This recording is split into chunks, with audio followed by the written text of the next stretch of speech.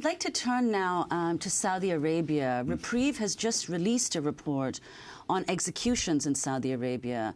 I want to ask about the mother of a Saudi protester sentenced to be beheaded and crucified for his role in the 2012 pro-democracy uprising, who's begged President Obama to intervene to save her son's life.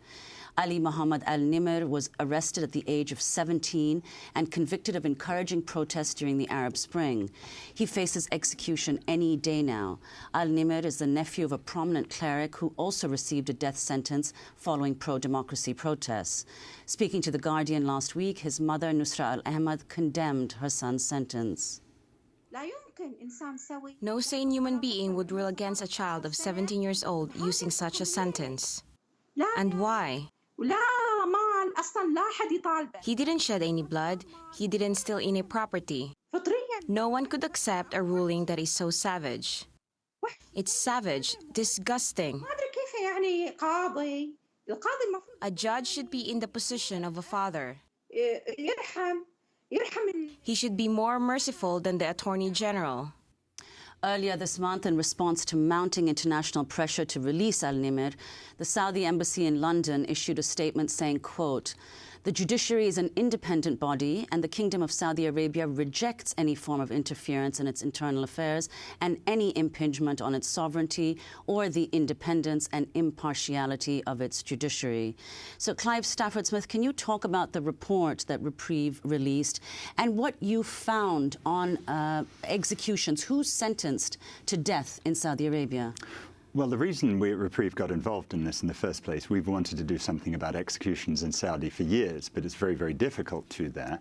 And it's partly because of the executions, but also partly because of the bedfellows we have in the West, that we make friends with these regimes like Saudi. Saudi Arabia is doomed to collapse, isn't it? I mean, you've got these incredibly regressive and repressive people running a country that's absolutely bound to fall. And you've got 65% of Saudis in the most recent poll saying they support ISIS and they support what ISIS is doing. So, you know, the big principle here in one way is that we need to choose our friends far more wisely, otherwise we're going to end up on the wrong end, as we have so often. But in the individual human picture, when we learned about Ali al-Nimr, I wrote the first piece about him, actually, on this whole crucifixion business. You know, we've come 2,000 years, and the big improvement the Saudis have made on crucifixion is they chop your head off first and then hang you upside down on your cross for 3 days, pour encourager les autres, you know, to encourage other people not to do things. And so we're trying to tell the world more about it because it's such a closed society. 171 people set to be executed, almost 3/4 of those for non-violent offences. 16 of them are Shia people who, as with Sheikh al-Nimr, are protesting a lack of democracy. You know, these are not extremist people. They're people who are merely protesting for more democracy. 16 of them are set to die, including several children. Ali is one. So tell us who Ali is. Ali is, so Sheikh al-Nimr is the sheikh who's encouraging people to demand more democratic. Uncle. That's his uncle. And Ali was 17 at the time, and his uncle said, come to the protest. And he's Shia too? He's Shia, mm-hmm. And so his uncle tells him to come to the protest. Ali comes to the protest, and he's then charged with the heinous offence of failing to show respect for the guardian being the king, who's apparently the guardian of all his good people. And this is what you get executed for, but not just executed, you get beheaded and then crucified. I mean, we just should not be doing business with these people. And I know we love oil, I know we love money, but we really need to have our morals above some of these things that are going on there. Well, what about the U.S. relationship with Saudi Arabia? Whether we're talking about what's happening inside Saudi Arabia or the Saudi bombing, the U.S.-supported Saudi bombing of Yemen right now, what about President Obama and Saudi Arabia? Well, I mean, there are certain little things, like President should clearly be stopping this sort of barbarism, but there's a much bigger picture.